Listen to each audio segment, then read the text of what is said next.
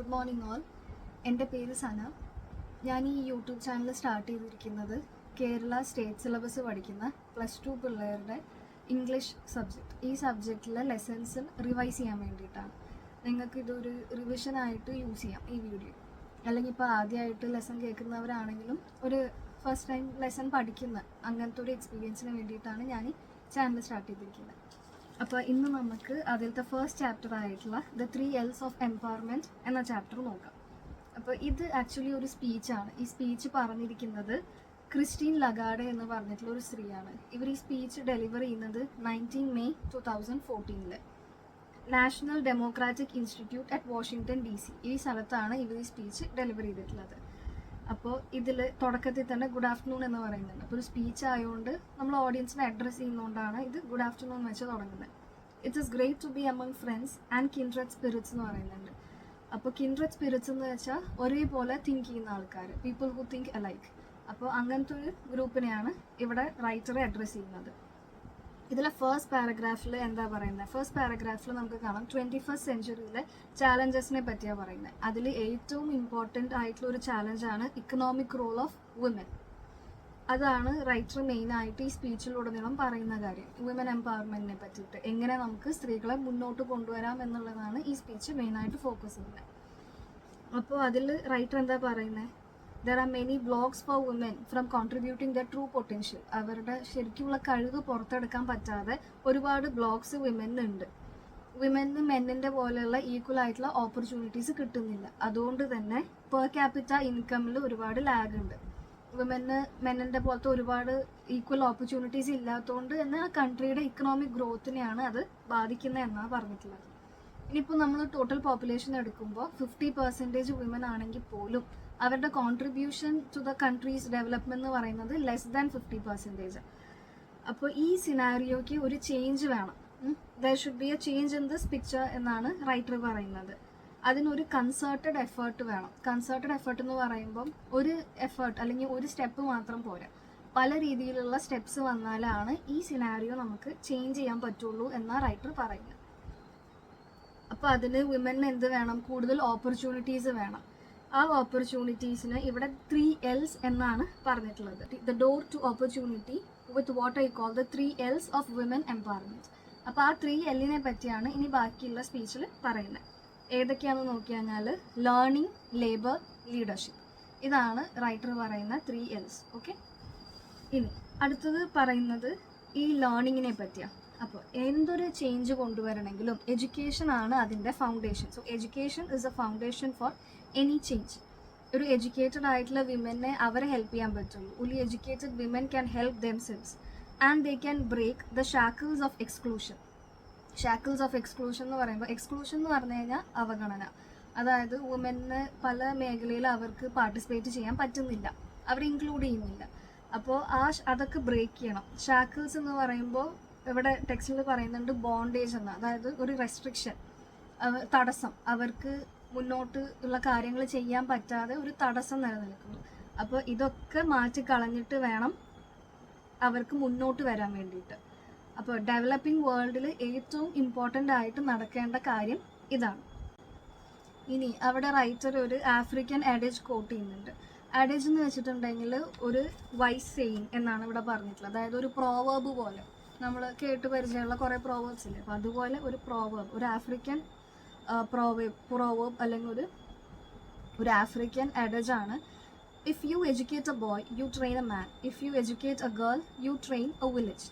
അതായത് മാനിന് അല്ലെങ്കിൽ ഒരു ആൺകുട്ടിക്ക് ഒരു എഡ്യൂക്കേഷൻ കൊടുത്തു കഴിഞ്ഞാൽ we are educating a man, നമ്മളൊരു പുരുഷനെ നമ്മൾ അറിവ് എല്ലാം കൊടുക്കുകയാണ്. എന്നാൽ ആ സമയം നമ്മളൊരു പെൺകുട്ടീനെ അല്ലെങ്കിൽ എന്നാൽ ഒരു പെൺകുട്ടീനെ എഡ്യൂക്കേറ്റ് ചെയ്യുകയാണെന്നുണ്ടെങ്കിൽ നമ്മളൊരു എൻറ്റയർ വില്ലേജിനെ ട്രെയിൻ ചെയ്യുന്ന പോലെയാണ്. അപ്പോൾ അത്രയും ഇമ്പോർട്ടൻസ് ഉണ്ട് എഡ്യൂക്കേറ്റിംഗ് വിമൻ എന്നുള്ള കാര്യത്തിന്, അത്രയും ഇമ്പോർട്ടൻസ് ഉണ്ട് എന്നാണ് ഇവിടെ റൈറ്റർ ഉദ്ദേശിക്കുന്നത്.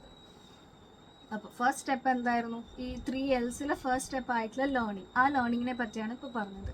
ഇനി അടുത്തത് പറയാൻ പോകുന്നത് ലേബർ എന്ന് പറഞ്ഞിട്ടുള്ള ഇമ്പോർട്ടൻ്റ് ആയിട്ടുള്ള നെക്സ്റ്റ് സ്റ്റെപ്പിനെ പറ്റിയാണ്. അപ്പോൾ ലേബർ ഉണ്ടെങ്കിലാണ് women can flourish and discover the true potential. Flourish എന്ന് പറഞ്ഞാൽ മുന്നോട്ട് വരിക അല്ലെങ്കിൽ നന്നായി വളരുക എന്നത് ഉദ്ദേശിക്കുന്നത്. അപ്പോൾ നമുക്ക് എഡ്യൂക്കേഷൻ മാത്രം ഉണ്ടായിട്ട് കാര്യമില്ല, ആ എഡ്യൂക്കേഷൻ വെച്ചിട്ട് അല്ലെങ്കിൽ നമുക്കൊരു നല്ല ലേബർ, നല്ലൊരു ജോലി കിട്ടിയാലാണ് നമുക്ക് ഫ്ലറിഷ് ചെയ്ത് ട്രൂ പൊട്ടൻഷ്യൽ നമുക്ക് യൂസ് ചെയ്യാൻ വേണ്ടിയിട്ട് പറ്റുള്ളൂ. ട്രൂ പൊട്ടൻഷ്യൽ എന്ന് പറയുമ്പോൾ നമ്മുടെ ശരിക്കുള്ള നല്ല കഴിവൊക്കെ നമുക്ക് യൂസ് ചെയ്യണമെങ്കിൽ ലേബർ വളരെ ഇമ്പോർട്ടൻ്റ് ആണ്. ഇനി ഈ പ്രസൻറ്റ് സിറ്റുവേഷനിൽ അല്ലെങ്കിൽ അറ്റ് പ്രസൻറ്റ് വർക്ക് പ്ലേസസ്, അതായത് ജോലി സ്ഥലങ്ങളിൽ കണ്ടുവരുന്ന സിറ്റുവേഷൻ എന്താണെന്ന് വെച്ച് കഴിഞ്ഞാൽ low paying, low status, low security jobs ആണ് എല്ലായിടത്തും കാണുന്നത്. Low paying, low status, low security. Low security എന്ന് പറയുമ്പോൾ ആ ജോലി എപ്പോൾ വേണമെങ്കിലും പോവാം, സ്ഥിരതയില്ല. അങ്ങനെയാണ് ലോ സെക്യൂരിറ്റി ജോബ്സ് എന്നുള്ളതുകൊണ്ട് ഉദ്ദേശിക്കുന്നത്. പിന്നെ പറയുന്നത് globally woman earn 3/4 as much as men, even with same level of education and in the same occupation. ഒരേ ലെവൽ എഡ്യൂക്കേഷൻ ഉണ്ടായാലും ഒരേ ജോലി ആയാലും പുരുഷന്മാർക്ക് കിട്ടുന്നതിൻ്റെ 30% മാത്രമാണ് സ്ത്രീകൾക്ക് അതേ സിറ്റുവേഷനിൽ കിട്ടുന്നുള്ളൂ. അതാണ് പറയുന്നത്. അപ്പോൾ ഇങ്ങനത്തെ ബേസിക് ഇതൊക്കെ മാറണം. ഇതൊക്കെ മാറിയിട്ട് ദ ബേസിക് നോം എന്താവണം? Equal pay for equal work. നോം എന്ന് പറയുന്നത് ഒരു മോഡൽ അല്ലെങ്കിൽ സ്റ്റാൻഡേർഡ്. അപ്പോൾ ബേസിക് ആയിട്ട് ഉണ്ടാവേണ്ട ഒരു മോഡൽ ഇതാണ്, equal pay for equal work എന്നുള്ളത്. അവിടെ ഡിസ്ക്രിമിനേഷൻ പാടില്ല. മെയിൽ ഫീമെയിൽ എന്നുള്ളത് വെച്ചിട്ട് ജോലി സ്ഥലങ്ങളിൽ അല്ലെങ്കിൽ ഈ വിമന് പ്രവർത്തിക്കുന്ന ഏരിയകളിലൊന്നും ഇങ്ങനത്തെ ഡിസ്ക്രിമിനേഷൻ വരാൻ പാടില്ല എന്നാണ് പറയുന്നത്. അപ്പോഴാണ് എന്തുണ്ടാവുക? ആ കൺട്രീൻ്റെ പെർ ക്യാപിറ്റ ഇൻകമിന് ഗ്രോത്ത് ഉണ്ടാവുക. ഈ ജെൻഡർ ഗ്യാപ്പ് എലിമിനേഷൻ ഉണ്ടായിക്കഴിഞ്ഞാൽ, ജെൻഡർ ഗ്യാപ്പ് എലിമിനേറ്റ് ചെയ്ത് മാത്രമേ എന്തുണ്ടാവുള്ളൂ? പെർ ക്യാപിറ്റ ഇൻകം ഇൻക്രീസ് ചെയ്യുള്ളൂ. ഇനി വർക്ക് പ്ലേസസിൽ എന്തൊക്കെ മാറ്റങ്ങളാണ് വരേണ്ടത് എന്നാണ് അടുത്തത് പറയുന്നത്. വിമനുള്ള ഓപ്പർച്യൂണിറ്റീസ് അവിടെ കൂടണം.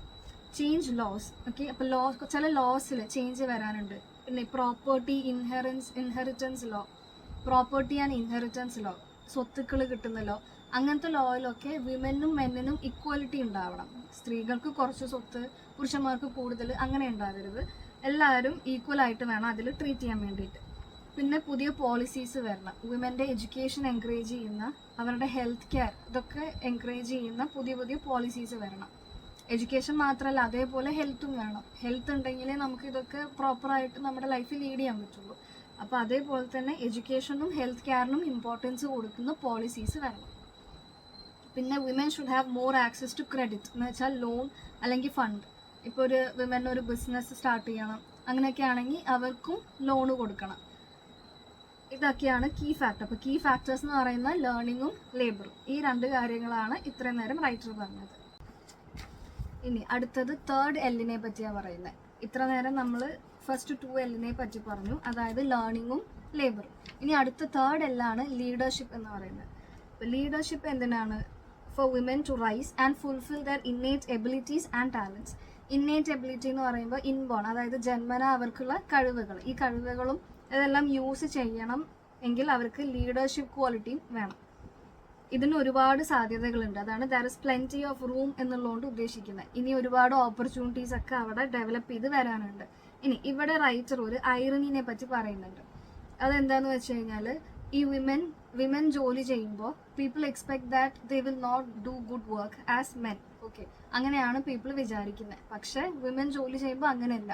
ഒന്നില്ലെങ്കിൽ അവർ നന്നായി ചെയ്യും, മെന്നിനേക്കാൾ നന്നായി ചിലപ്പോൾ ചെയ്യും, അല്ലെങ്കിൽ മെന്നിൻ്റെ അതേപോലെ ഈക്വലായിട്ട് ചെയ്യും.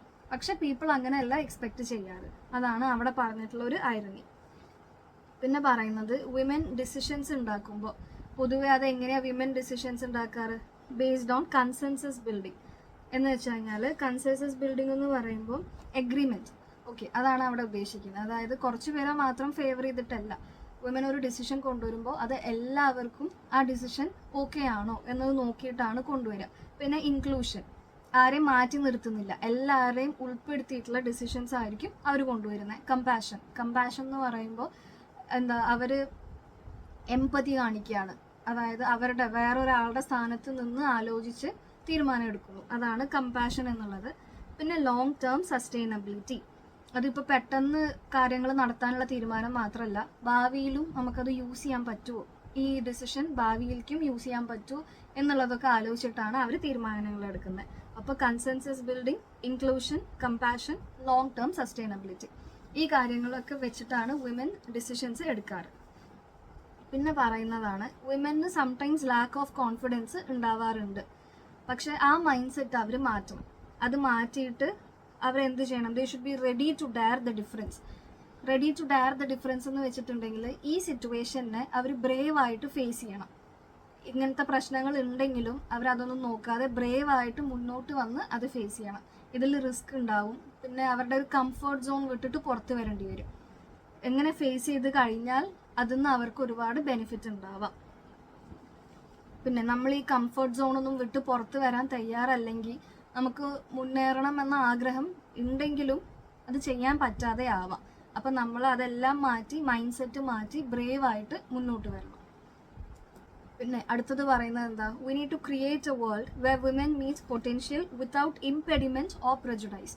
ഇംപെഡിമെൻറ്റ് എന്ന് വെച്ചിട്ടുണ്ടെങ്കിൽ ബാരിയർ, അപ്പോൾ തടസ്സങ്ങളില്ലാതെ, പ്രജുഡൈസ് ഇല്ലാതെ. പ്രജുഡൈസ് എന്ന് പറഞ്ഞാൽ മുൻവിധി, വിമൻ ചെയ്താൽ നന്നാവില്ല അങ്ങനത്തെ മുൻവിധികളൊന്നും ഇല്ലാതെ ഉള്ള ഒരു നല്ലൊരു ലോകമാണ് നമുക്ക് ഉണ്ടാവേണ്ടത്. അപ്പോൾ ഇങ്ങനത്തെ ഈ ഒരു ഗോളിന് 3 L's ഹെൽപ്പ് ചെയ്യും. 3 L's ഏതൊക്കെയാ? Learning, labour and leadership. ഈ 3 L's ഇതിന് ഹെൽപ്പ് ചെയ്യും എന്നാണ് റൈറ്റർ പറയുന്നത്. If we dare the difference will deliver എന്ന് വെച്ചാൽ, if we dare the difference എന്ന് പറഞ്ഞാൽ ഈ സിറ്റുവേഷനെ നമ്മൾ ബ്രേവായിട്ട് ഫേസ് ചെയ്താൽ ദ ഡിഫറൻസ് വിൽ ഡെലിവർ, നമുക്ക് സക്സസ് ഉണ്ടാവും. അതാണ് ഈ ലെസൺ കൊണ്ട് ഉദ്ദേശിക്കുന്നത്. അപ്പോൾ ഇതൊരു സ്പീച്ചാണ്. ഇത് പറഞ്ഞിരിക്കുന്നത് ക്രിസ്റ്റീൻ ലഗാർഡെ. എല്ലാവർക്കും മനസ്സിലായി എന്ന് വിചാരിക്കുന്നു. ഓക്കെ, നെക്സ്റ്റ് വീഡിയോയിൽ കാണാം. Thank you.